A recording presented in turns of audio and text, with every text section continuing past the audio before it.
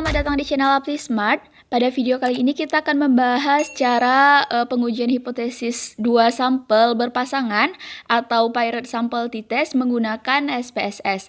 Nah, sebelum lanjut ke videonya, pastiin dulu kalian udah subscribe channel ini. Adapun tujuan dilakukannya paired sample t-test ini adalah untuk mengetahui apakah terdapat perbedaan antara rata-rata dua sampel yang berpasangan atau berkaitan. Maksud dari berpasangan adalah kedua kelompok sampel berasal dari subjek yang sama, hanya saja diberikan perlakuan yang berbeda dan di waktu yang berbeda pula. Agar lebih paham, langsung saja kita masuk ke contoh soalnya. Produsen obat diet ingin mengetahui apakah obat yang diproduksinya mempunyai efek terhadap penurunan berat badan konsumennya. Sebuah sampel yang terdiri dari 10 orang, masing-masing diukur berat badannya. Kemudian setelah sebulan meminum obat tersebut, kemudian diukur berat badannya kembali.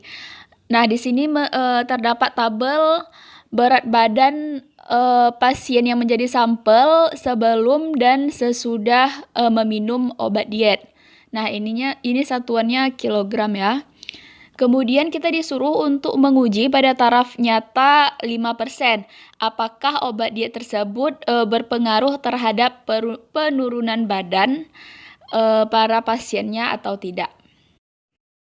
Nah, dari tabel ini sangat terlihat bahwa ini merupakan dua sampel yang berpasangan, di mana kedua kelompok sampel ini berasal dari satu objek yang sama, hanya saja kedua objek diberi perlakuan yang berbeda pada waktu yang berbeda pula. Nah, pada kelompok sebelum, ini merupakan berat badan pasien sebelum meminum obat diet. Sedangkan pada kelompok sesudah, ini merupakan berat badan dari objek yang sama setelah meminum obat diet tersebut. Oke, langsung aja kita buka SPSS-nya. Kemudian klik variable view dan buat nama variabelnya sebelum dan sesudah. Kemudian kembali lagi ke data view. Nah, di sini aku udah salin data yang dari soal tadi di Microsoft Excel agar dapat langsung di copy. Nah, di sini sebelum di bagian kiri dan sesudah di bagian kanan, langsung aku copy aja. Kemudian pastekan di sini.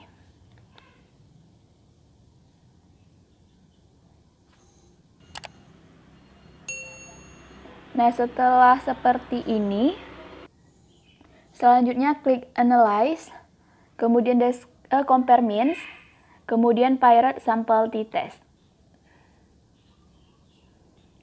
Nah, setelah keluar box seperti ini, kemudian klik sebelum dan klik tanda panah, kemudian klik sesudah dan klik tanda panah.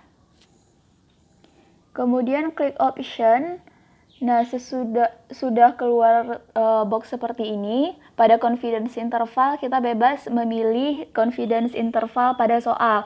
Karena pada soal yang kita kerjakan diminta hanya alfa 5%, maka ini sudah pas 95%. Kemudian continue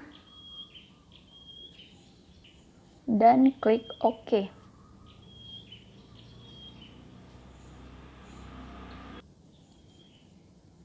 Nah, kemudian akan keluar output seperti ini.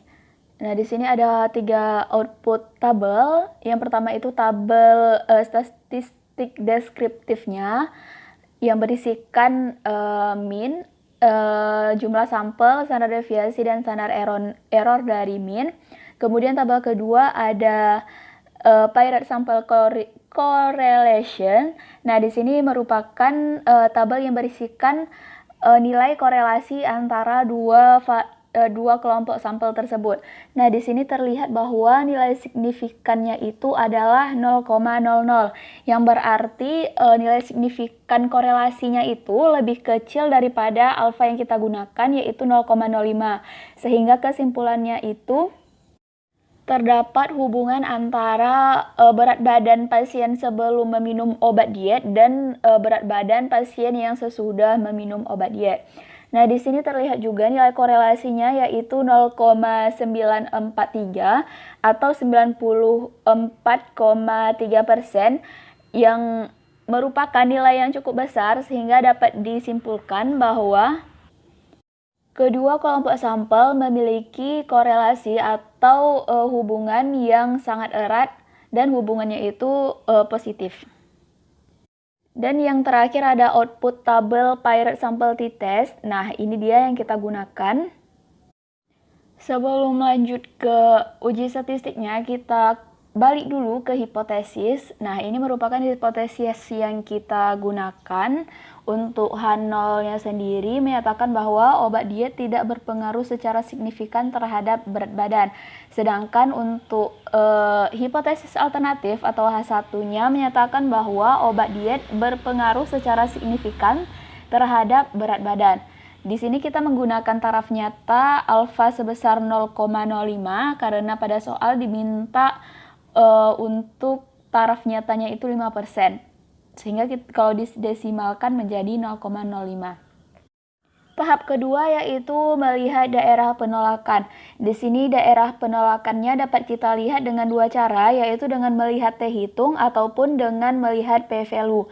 Untuk cara yang pertama yaitu melihat T-hitung yang dibandingkan dengan T-tabel.